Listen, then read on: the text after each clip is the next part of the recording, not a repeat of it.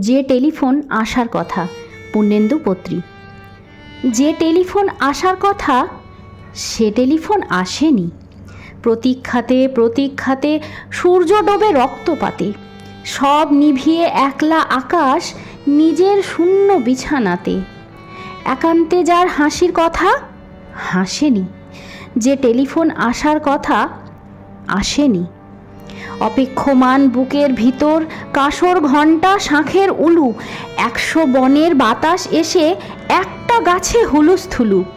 আজ বুঝি তার ইচ্ছে আছে ডাকবে আলিঙ্গনের কাছে। দিঘির পাড়ে হারিয়ে যেতে সাঁতার জলের মত্ত নাচে। এখনো কি ডাকার সাজে সাজেনি? যে টেলিফোন বাজার কথা বাজেনি। তৃষ্ণা যেন জলের ফোঁটা, বাড়তে বাড়তে বৃষ্টি বাদল।